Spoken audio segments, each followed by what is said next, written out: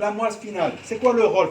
Bon, la moelle spinale, elle va transmettre l'information, elle fait une communication bidirectionnelle entre le corps et le cerveau.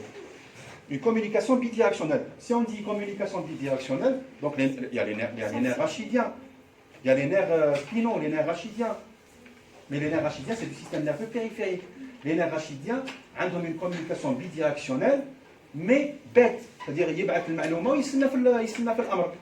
la réponse. Alors que la moelle spinale, c'est du système nerveux central. Donc, comme le cerveau, elle envoie l'information, mais quand il y a une urgence, quand il faut réagir rapidement, elle intervient, elle analyse et elle répond avant que le cerveau arrive à la. D'accord? Donc on dirait qu'elle a le cerveau. C'est du système nerveux central. Donc elle intervient dans les réponses qu'on appelle les réponses réflexes.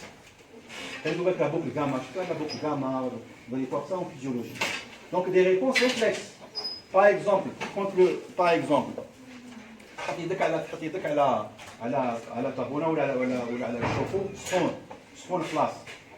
السحب هذيك الحاجه كاينه les voies sensitives qui vont transmettre les voies épicritiques, la muscale qui vont transmettre l'information au cerveau. Le cerveau, il va l'analyser, il va lui dire, il va donner une réponse motrice pour enlever. Mais en même temps, la moelle spinale, il y a une boucle. Il y a une boucle qui a réagi en même temps. D'accord? C'est une boucle d'urgence. C'est pour ça qu'on dit que c'est le système nerveux central, parce que elle a aussi un rôle non seulement de transmission, mais aussi un rôle d'intégration et d'analyse. D'accord? Donc c'est du système nerveux central intracrânien. Alors c'est le tube cylindrique qui est lisse, c'est le tube neural. C'est le tube neural, c'est la partie périphérique du tube neural qui va s'allonger de haut en bas, qui va s'allonger donc sur le plan crânio-caudal et légèrement aplati d'avant en arrière. La longueur est d'à peu près 45 cm chez l'homme et chez la femme, donc il y a des différences physiologiques. 1 cm de large, avec 2 renflements. On ne voit pas ici les renflements. Voilà, 2 renflements, un renflement supérieur et un renflement inférieur. Le renflement supérieur de la moelle, il correspond à l'émergence des nerfs pour les membres supérieurs. Le renflement inférieur correspond à l'émergence des nerfs spinaux des membres inférieurs. Donc un renflement cervical et un renflement lombaire. Le cervical, il s'étend de C3 à C4, de C3 à C4 jusqu'à T1, d'accord? Et le cervical de T10 jusqu'à L1. Le poids, 25 à 32 grammes. Elle fait suite à quoi? Elle fait suite au bulbe rachidien, bien sûr, à la moelle allongée. Elle n'est pas rectiligne, bien sûr, donc elle va épouser les courbures du canal, c'est-à-dire la syphose et la lordose, donc elle va avoir la même courbure que le rachis.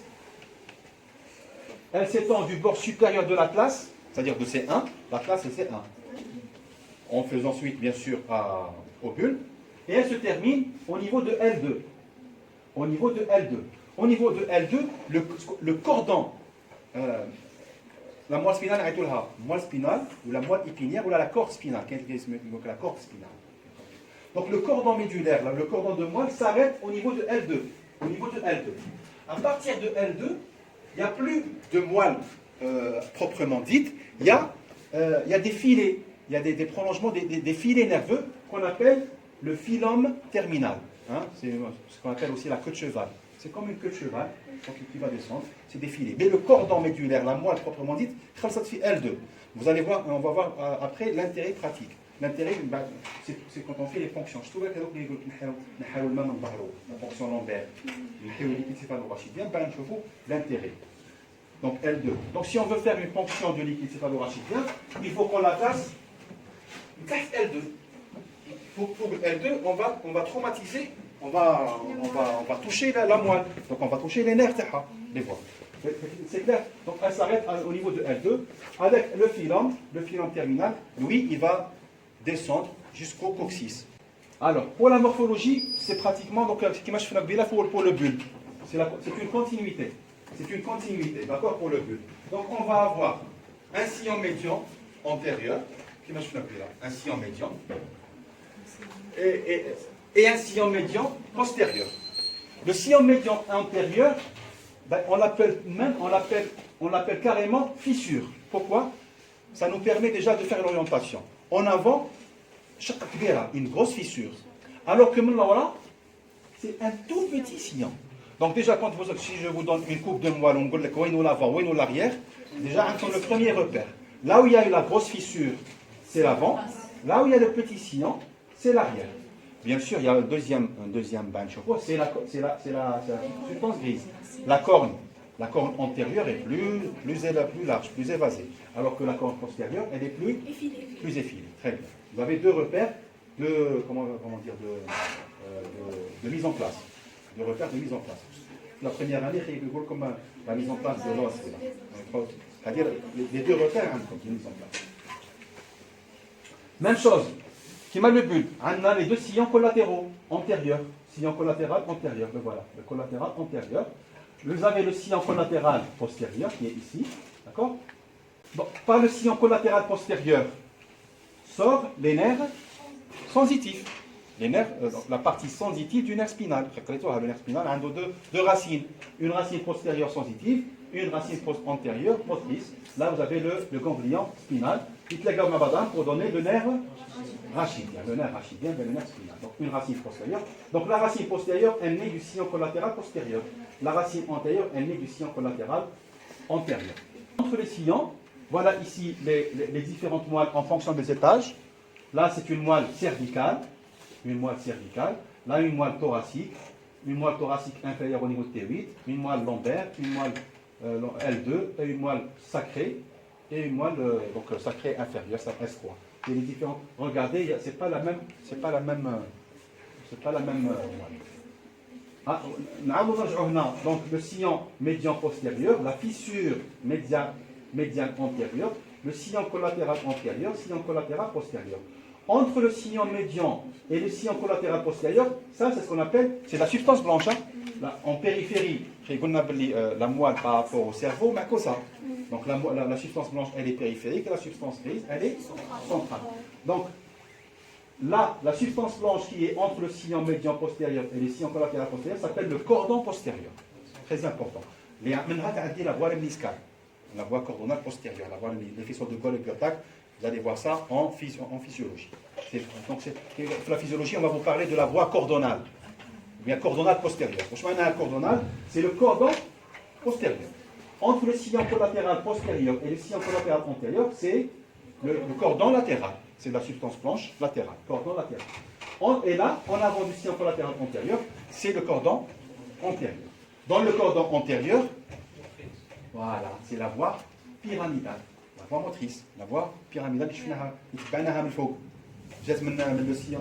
L'aire motrice primaire en avant du sillon central, adresse par la capsule interne.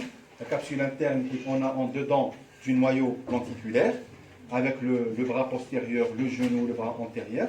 On bat ça le tronc cérébral. On bat ça un croisement au niveau de la pyramide bulbaire, le bulbe. On bat ça il y a une partie, il y a deux parties, il y a deux parties. Une partie dans le cordon antérieur et une partie dans le cordon latéral. Parce qu'il y a la voie pyramidale directe et il y a la voie pyramidale croisée. Vous allez voir ça. Histo, très bien. Est-ce que l'histo est comme pyramidale ou la comme corticospinale? En tout cas, c'est la même chose. Hein. Pyramidale, il y a la corticospinale. Cortex, spinal. C'est bon, les cordons. Donc les cordons de substance blanche, cordon postérieur, cordon latéral, cordon antérieur. Pour la substance grise, j'ai pas mis les couches et la lamination. Vous avez vu normalement ça en physiologie. La lamination de Rexed. La substance grise, elle aussi, elle est systématisée avec, je crois, 10 couches. Ce qu'on appelle lamination de Rexed. Lamination de Rexed. Donc, la substance grise, elle a une systématisation et une lamination. La substance blanche, c'est des cordons. Cordon postérieur, ou cordon latéral et cordon antérieur. Segment dorsal. Le cône terminal qu'on a dit, le cône terminal. Voilà ici le cône terminal au niveau de L2. au niveau de L2, et la continuité, c'est le filum terminal. D'accord? Le filum terminal jusqu'à S2. On passe les cordons comme coupe horizontale. Alors, la substance grise périphérique, la substance blanche périphérique, c'est les axones. Hein, c'est les voies ascendantes et descendantes. Ascendantes, maintenant, afférentes. Descendantes, c'est efférentes. Hein. Là, les afférences sont sensitives. Les efférences sont motrices. La substance grise en forme de papillon, c'est au niveau, dans la substance grise, on trouve les corps cellulaires, des neurones, les dendrites et les synapses, les connexions synaptiques, les connexions entre le premier et le deuxième neurone. Donc c'est là où il y a la connexion synaptique au niveau de la substance grise. Au niveau thoracique, on va avoir une troisième corne, d'accord, qu'on appelle la corne latérale. C'est une corne végétative, c'est-à-dire c'est du système nerveux autonome et qui répond au système sympathique. C'est végétatif, c'est pour le contrôle de régulation sympathique des viscères thoraciques, qui met le cœur, qui met le poumon. D'accord? Donc c'est au niveau de... Voilà. Au niveau médian, entre la droite et la gauche, vous avez ici cette communication entre les deux ailes du papillon. La commission grise communicante, ou bien médiane, elle aussi, elle est végétative et synaptique. Bon, on passe. Les rapports de la moelle spinale, là c'est important. Les rapports, donc la moelle spinale, elle est à l'intérieur du canal vertébral. Elle est à l'intérieur du canal vertébral. Donc le canal vertébral, il est ici. La moelle spinale, elle passe là. Donc en avant, c'est le corps vertébral. C'est le corps vertébral. Et entre les corps vertébraux, vous avez le disque intervertébral. Là c'est un rapport important. C'est le col de l'hernie discale. L'hernie discale qui a touché. Quand il y a une hernie discale, là, 90% des hernies discales, ça sera en arrière. On peut avoir une hernie discale. L'hernie discale, là, elle a le disque qui est rouge. Donc, quand il sort en arrière, quand il sort en avant, il n'y a pas de problème. Quand il sort en arrière, et le flot c'est comme ça, il va comprimer la moelle. Et quand il va comprimer la moelle, il va comprimer les racines des chojotaha. Donc, généralement, les hernies discales les plus importantes par rapport au tonus sont les hernies discales L5S1, L5S1, L4S5, L4S5 et L5S1. Donc si c'est L5S1, elle va toucher le nerf, les racines du nerf sciatique, du grand nerf sciatique, et vous allez avoir la douleur caractéristique du le nerf sciatique, bien sûr, qui va aller jusqu'au gros orteil. Ou L4L5 qui va donner des racines L4 ou L5. Donc L4 ou L5, ou là L5 et S1. Donc quand on fait un scanner ou là une IRM, on voit l'hernie discale et on dit si l'hernie discale elle est conflictuelle, maintenant elle touche la moelle ou là elle ne touche pas la moelle. Si elle est conflictuelle ou là non conflictuelle. D'accord? Donc le disque, c'est très important. Le ligament longitudinal postérieur, c'est ce ligament-là. Il y a un ligament qui descend de haut en bas, l'occiput, c'est le ligament longitudinal antérieur. Et là c'est le ligament longitudinal postérieur. Il y a longitudinal antérieur et antérieur, pardon. Ligament longitudinal antérieur, ligament longitudinal postérieur. Ce que vous voyez ici, c'est ce qu'on appelle le ligament jaune. Le ligament jaune. Le ligament jaune, c'est un ligament qui est tendu entre les lames. Les lames de la colonne vertébrale. Entre les lames des vertèbres. C'est un ligament jaune, le voilà. Le ligament jaune de la phénie, quand il est épaissi, s'il s'épaissit, des fois il est épaissi, des fois il se calcifie. Il y a il comprime la moelle par derrière. D'accord? Le ligament jaune. Latéralement, vous avez les pédicules. Les pédicules. Bien sûr, entre la pédicule supérieure, là par exemple, pédicule supérieure, pédicule inférieure. Entre les deux pédicules, qu'est-ce qu'on a ici? Un trou. C'est le trou de conjugaison.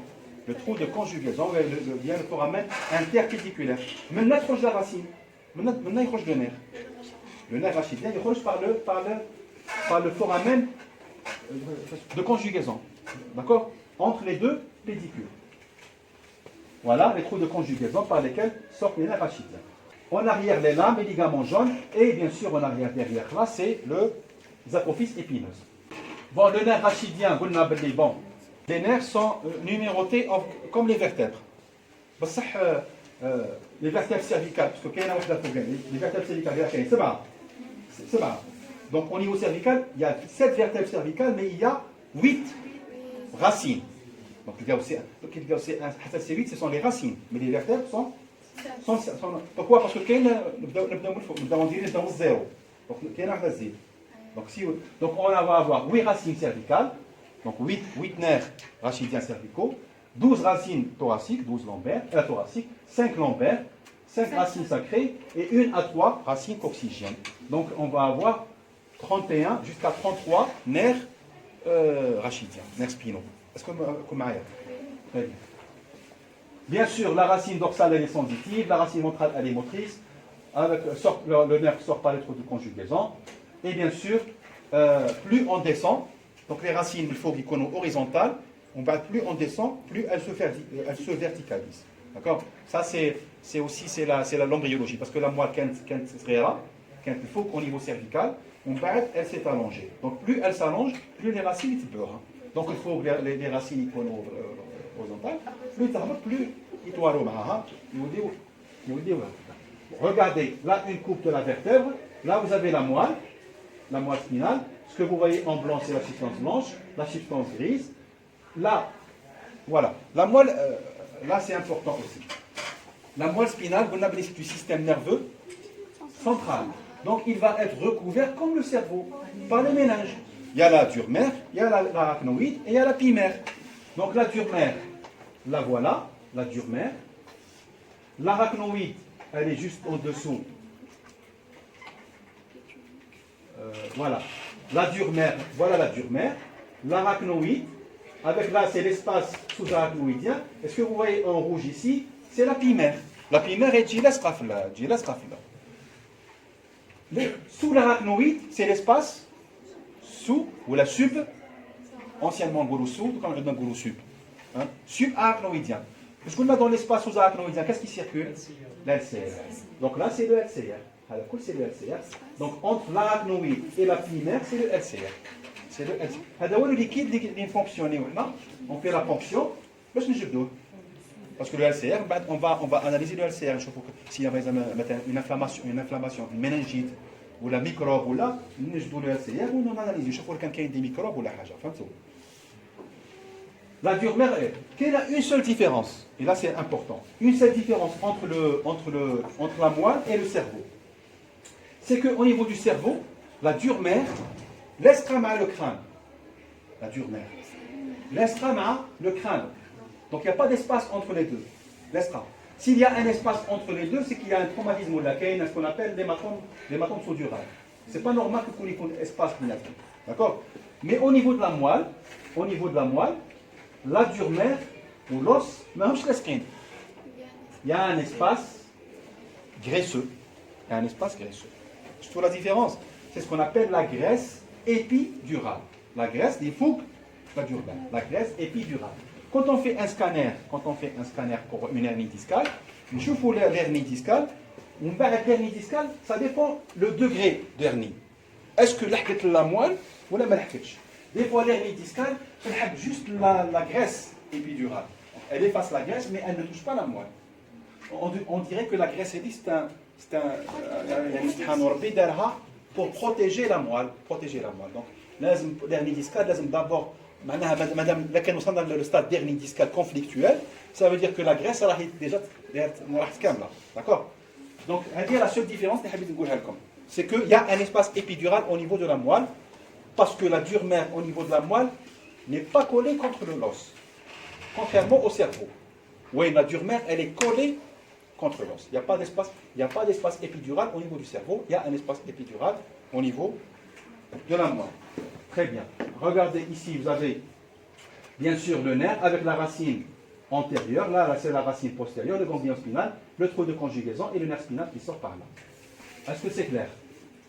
Bon, le nerf spinal, là c'est la racine postérieure, là c'est le nerf rachidien, le nerf spinal. Bien sûr, il reçoit, par en avant, il reçoit un contingent sympathique. C'est parce qu'en avant, ici, on a des vertèbres qui ont la chaîne sympathique. La chaîne sympathique paravertébrale. Donc elle va donner un petit contingent sympathique au nerf. Le nerf a un contingent végétatif, un contingent sympathique. Voilà, regardez la moelle spinale. Comme le cerveau, elle est enveloppée. Qu'est-ce qu'on a ouvert? La dure mer. C'est la dure mer, les daïras. La dure mer. Et entre la dure mer et l'arachnoïde qui est ici, là, c'est la. Vous voyez, l'arachnoïde, vous voyez des vaisseaux.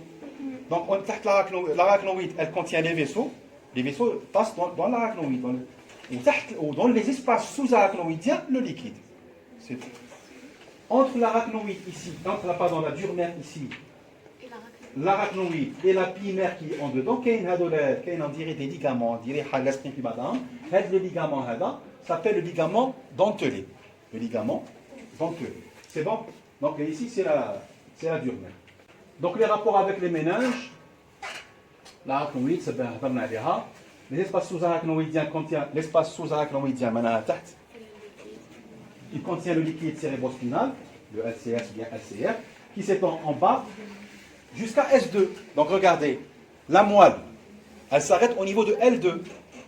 Mais la dure mer et les espaces sous-arachnoïdiens, il y a S2. Donc entre L2 et S2, il y a du liquide. Bien sûr, le liquide, là, ce qui nous intéresse, c'est la partie qui est entre L2 et S2, où il y a la fonction. Donc le sac dural, il descend jusqu'en bas. L'espace épidural, voilà, l'espace épidural, il existe à l'état normal au niveau de la moelle, mais s'il existe au niveau du cerveau, c'est pathologique. Il y a un traumatisme, ou un hématome, un saignement qui a donné cet hématome extradural. Les hématomes extraduraux, c'est une urgence chirurgicale, c'est en 5e année. Quand il y a un traumatisme, il faut faire un scanner crânien pour rechercher un hématome extradural, qui est une urgence chirurgicale. Il faut l'opérer. D'accord? Il y a les hématomes extraduraux, il y a les hématomes sous-duraux.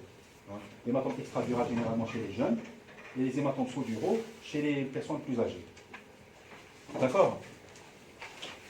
Donc l'espace épidural, il se trouve entre la dure mer et le canal vertébral, contient la graisse et les plexus veineux intra-arachidiens, donc la graisse et les vaisseaux. Donc ce qui est important, comme la substance grise, la substance blanche, un petit mot sur la systématisation, c'est les rapports au niveau du canal vertébral pour expliquer l'hernie discale. C'est la graisse épidurale, d'accord? Et c'est la circulation du liquide cérébrospinal pour expliquer les fonctions lombaires. La vascularisation, elle est assurée par l'apport artériel.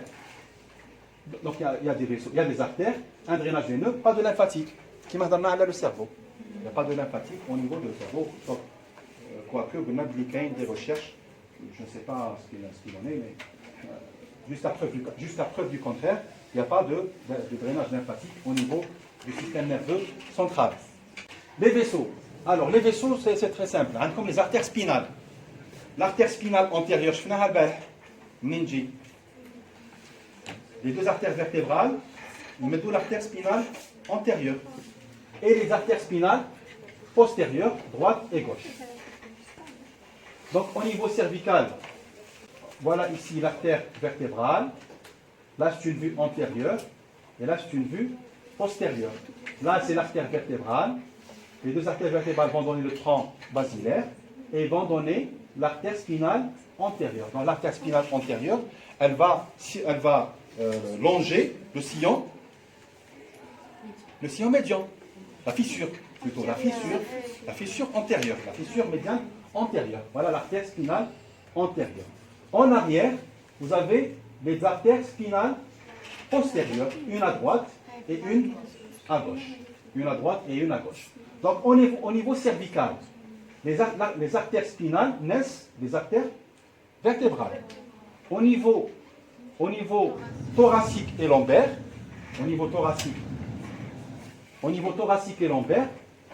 ce sont les artères des racines, ce qu'on appelle des artères radiculaires, qui proviennent de l'aorte en avant, donc l'aorte thoracique, et des branches vertébrales lombaires, des artères intercostales et des artères lombaires. Regardez ici, par exemple, la coupe ici. Voilà, ici c'est une coupe au niveau d'une vertèbre, comme l'aorte qui est ici. Donc là, regardez l'artère spinale antérieure, parce qu'il faut. Alors on a le texte. Donc elle est de l'aorte, et des artères intercostales. Si on descend plus bas au niveau de l'étage lombaire, c'est toujours l'aorte et les artères lombaires pariétales. C'est clair? Le drainage veineux rapidement, c'est le plexus veineux intrarachidien, les veines vertébrales, les veines lombaires. En tout cas, c'est les veines pariétales, les veines de la paroi. Et comme vous le savez, le drainage veineux pariétal, le système azygos. Du le système azygos. D'accord? Donc les veines pariétales, les veines lombaires, les veines azygos. Si on est au niveau supérieur, c'est à droite, directement dans la grande veine azygos. À gauche, c'est là dans l'hémiazygos supérieur. Si on est en bas, c'est dans l'hémiazygos inférieur. Voilà. Juste maintenant, un dernier mot. Tout ce qu'on a vu en morphologie, c'est pour expliquer la physiologie. C'est pour expliquer la neurophysiologie. Donc cette moelle-là, regardez, ici c'est une coupe schématique de référence qui montre la systématisation. Qui m'a choisi là le tronc cérébral avec la systématisation des colonnes. Là, c'est la systématisation de la moelle. Nous avons, ce que vous voyez en rouge, c'est les faisceaux et descendants, moteurs, d'accord. Ce que vous voyez en bleu, c'est les sensitifs. C'est les sensitifs, c'est les ascendants. Les plus importants, bon, je les ai mentionnés, mais les plus importants que je... Comme ici, c'est quel cordon ici? Cordon postérieur. Donc c'est la voie cordonale. C'est la voie cordonale, c'est la voie lemniscale. C'est la sensibilité lemniscale. Tactile épicritique, maintenant c'est le tact fin, le tact tactile et épicritique, le tact fin, d'accord. Et proprioceptif conscient. Proprioceptif conscient, maintenant qui va donner une information consciente, à l'état de ma main, l'état de mon articulation, l'état intérieur, proprioceptif, des ligaments, des muscles, proprioceptif conscient. Ça c'est ce qu'on appelle la voie lemniscale. Cette voie lemniscale, regardez. Il y a deux petits cordons, deux petits faisceaux. Un faisceau interne et un faisceau externe. Le faisceau interne s'appelle le faisceau gracile. Le faisceau externe s'appelle le faisceau cunéiforme. Gracile et cunéiforme. Gol et burdak. Gracile, GG. Gracile, c'est le gol. Ou le cunéiforme, c'est burdak. Le gracile, c'est pour le membre inférieur. C'est la voie lemniscale du membre inférieur, je ne me trompe pas. Oui, c'est le membre inférieur. Le cunéiforme, c'est pour le membre supérieur. Donc plus on monte la moelle, plus si on est au niveau d'une moelle inférieure lombaire, le faisceau gracile, le faisceau cunéiforme. D'accord? Ça, c'est ce qu'on appelle la voie lemniscale. Voie lemniscale, à quoi la physiologie, hein? Mais je vous donne juste parce qu'on a comme là. C'est la voie, ce qu'on appelle la voie cordonale postérieure. C'est une voie zarga, donc sensitive, afférente, sensitive, afférente, ascendante.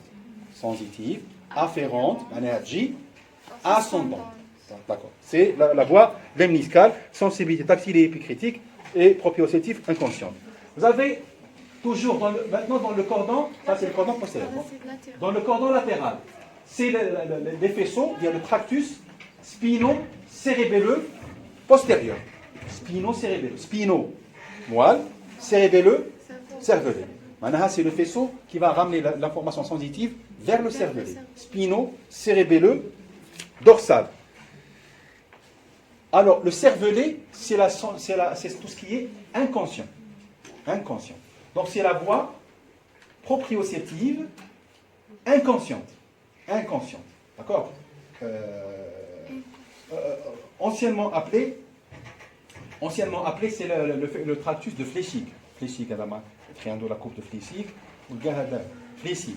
Bien, spino-cérébelleux dorsal. Alors, le dorsal, c'est pour le membre inférieur. C'est pour le membre inférieur. Juste d'un mot, le spino-cérébelleux ventral, en avant. Spino-cérébelleux ventral. Même chose, c'est la sensibilité inconsciente, mais pour le membre supérieur, lesquels on se met le faisceau de Gowers. G-O-W-E-R-S. Donc, c'est le fléchig, c'est le Gowers. Spino-cérébelleux. Dorsal, spino-cérébelleux, ventral. Le spino-cérébelleux dorsal, le dorsal, on l'appelle le direct, parce qu'il ne croise pas au niveau de la moelle. Le ventral, on l'appelle le croisé. نعطيكم غير هزوا برك المعلومات ومن بعد لا فيزيولوجيا بيسهل عليكم. Donc c'est bon. شفنا في les voies sensitives. La voie coronale postérieure, la voie lemniscale très importante, avec les faisceaux de Gaulle et Burtak. La voie spinocérébelleuse dorsale et la voie spinocérébelleuse ventrale. Comme هذه, c'est le tractus spinothalamique latéral. On a la substance blanche. Hein? Spinothalamique, spino, moelle, thalamique, thalamus. Spinothalamique latéral, c'est la voie extra-lemniscale. Ça, c'est la voie extra-lemniscale. Alors là, c'est très important, la voie extra-lemniscale. C'est pour la sensibilité thermo-algésique. معناها إذا كان تحط يدك في التhermo حرارة algique c'est la douleur. Algos, c'est la douleur. Donc la sensibilité thermo-algésique. Si cette voie est touchée, le sujet, qu'il y a des sujets, il y a une sensibilité extra-lemniscale qui est touchée. Il gît avec des brûlures de 3e degré. Il faut le garder à la pavona ou à la forme. D'accord, donc il a des brûlures de 3e degré alors qu'il ne sent rien. Pourquoi? Parce que c'est la voie extra-lemniscale. Cette voie extra-lemniscale, spinothalamique latérale, elle croise ici la ligne médiane. Elle croise la ligne, je ne dis pas de bêtises. Voilà, le mot essentiel, c'est la voie thermo-algésique. Thermo-algésique. Parce qu'on va la physiologie, normalement, les syndromes médulaires, les syndromes de la moelle, qui est un traumatisme de la partie gauche, ou chez sur le plan neurologique à droite. Vous allez voir ça en neurophysiologie et en sémiologie, en sémiologie nerveuse. C'est la voie extra-lemniscale thermo-algésique. Thermo-algique. Douleur et chaleur. C'est le spinothalamique ventral. Même chose, là c'est le spinothalamique latéral. Le spinothalamique ventral, c'est toujours la voie extra-lemniscale et c'est la sensibilité protopathique. Je m'en ai protopathique, la sensibilité générale, large, mais épicritique. Il y a épicritique, fine, et il y a protopathique. Protopathique, on a la sensibilité générale, d'accord? Protopathique, on a une sensibilité plus profonde. L'épicritique, c'est quoi l'épicritique? Maintenant, quand tu vois les examens neurologiques, même si tu as السحة كل ما يسحاش معناها ليبيكريتيك يتوشي صافي تفك عليه ولا تجيب حاجه كبيره يسحها دونك entre l'épicritique et la protopathique, c'est ça, c'est la qualité de la sensibilité. Donc ça c'est donc là et là c'est l'extra-lemniscale, hein? Thermo-algésique, et là c'est la protopathique, spinothalamique latérale et spinothalamique ventrale. Là c'est lemniscale, et là qu'est-ce qu'on a dit pour le spinocérébelleux? C'est l'inconscient, la propriété inconsciente. C'est bon pour les voies sensitives. Nous avons les voies motrices. La principale voie motrice, on a les voies ascendantes. Ascendantes ou là, efférentes ou là, descendantes. Descendantes. Je vois ascendante là, pardon. Descendantes, motrices, efférentes. L'axe ascendante, sensitive, afférente.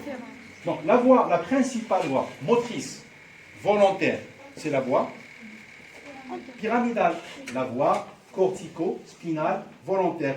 Donc je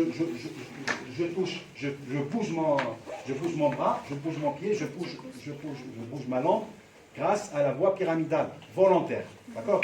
C'est la voie cortico-spinale.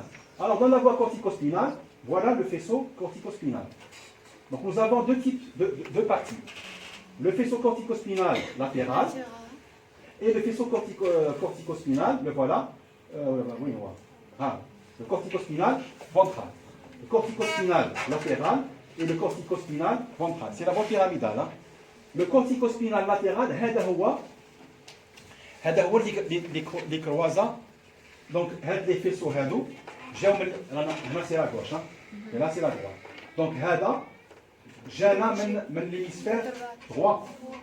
Alors que Hada, il n'a pas croisé. J'allais dire, il n'a pas encore croisé. Parce que la voie de l'hémisphère droit contrôle la gauche. Donc le croisement, il le croisement. 80% de la voie spinale, 80% croise au niveau du bulbe, qui va 20% ne croise pas, et elle croise seulement au niveau de l'étage correspondant. Au niveau de l'étage métamérique, qui تلحق l'étage métamérique نتاعها كروازي. Donc هذا 80% كروازه الفوق في البول alors que هذا مازال ما كروازاش يكروازي كي يلحق l'étage correspondant. Donc à la fin, on finit in fine 100% de croisement. Donc la motricité volontaire, 100% de l'hémisphère contrôle, la moitié contrôle latéral. Est-ce que c'est clair? C'est-à-dire la voie pyramidale, hein, donc le corticospinal très important, latéral, c'est ce qu'on appelle le direct.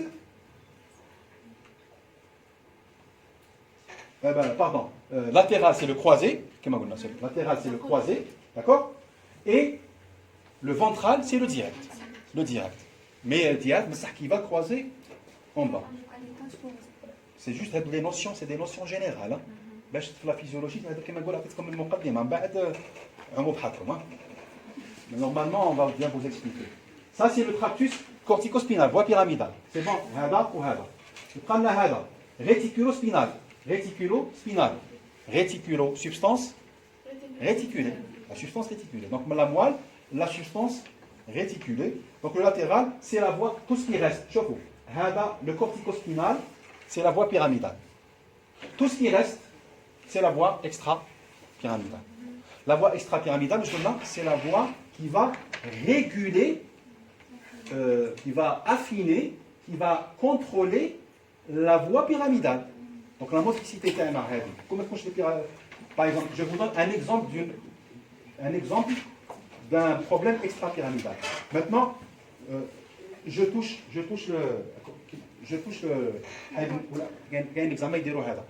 mon nez. Surtout un cérébelleux. Ça, c'est la voie pyramidale. La voie extra-pyramidale, c'est elle qui va affiner le mouvement. Mettre le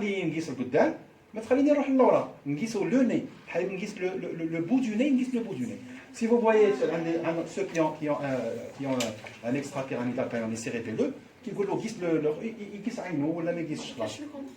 contrôle. Deuxième type de voie extra-pyramidale, c'est le contrôle du mouvement. Par exemple, le parkinsonien. Le parkinsonien, est-ce qu'il est paralysé? Il bouge. Il n'y a pas de paralysie. Donc la voie pyramidale n'est pas touchée. La voie pyramidale. Si la voie pyramidale est touchée, il y a une paralysie. Donc là, il n'y a pas de paralysie. Mais le mouvement n'est pas contrôlé. C'est un mouvement qui est saccadé. C'est un mouvement qui est imprécis. D'accord? En gros, le rôle de la voie extra-pyramidale. Donc ce que vous voyez ici en rouge, le corticospinal, c'est la voie pyramidale.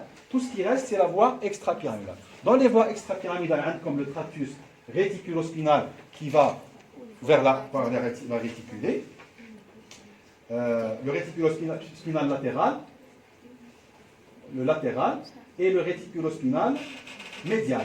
Latéral et médial. D'accord? Latéral et médial. Donc le latéral, c'est un extra-pyramidal. Le latéral, c'est un extra-pyramidal. Le médial, en dedans, le médial, c'est un extra-pyramidal activateur. Et le latéral, c'est un extra-pyramidal freinateur ou inhibiteur. Wahed stimuli, wahed inhibi. D'accord? C'est tout ce que je peux vous dire. Hein. Donc, on a le réticulospinal. Comme le vestibulospinal. Voilà, le vestibulospinal. Voilà. Le spinal, moelle. Vestibule. Vestibule de quoi? L'oreille interne. L'oreille interne, on a le vestibule. Le vestibule, qu'est-ce qu'il contrôle? L'équilibre. Donc, c'est l'équilibre. Donc, l'équilibre extra-pyramidal. Donc, c'est pour l'équilibre.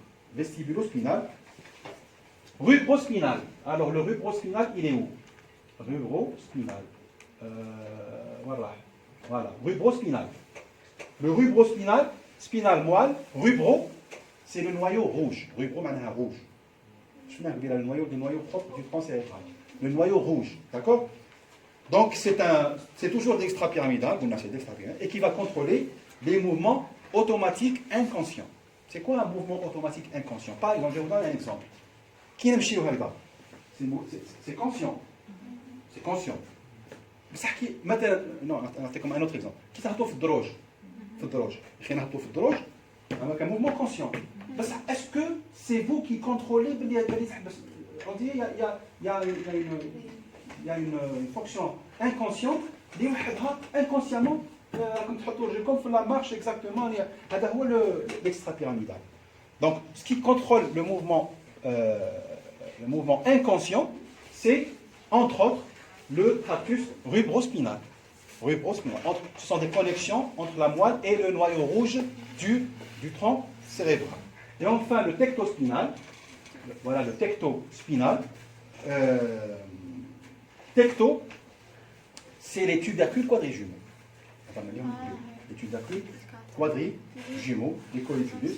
Donc c'est surtout les tubercules quadrijumeaux, parce que dans les tubercules quadrijumeaux, le gomètre est là, qu'il y a les supérieurs, qu'il y a l'inférieur. Les supérieurs, c'est pour la motricité. L'inférieur, c'est pour l'audition. C'est pour l'audition. Donc, les supérieurs, les antérieurs, les supérieurs ou la antérieure, donc ils vont contrôler le mouvement, ce qu'on appelle le mouvement le mouvement céphalogire. معناها مثلا كيعيط لك واحد دور راسك ودور عينيك ودور راسك en même temps. دور راسك ودور عينيك. C'est un mouvement céphalo-oculogire. Donc il y a un mouvement volontaire qui est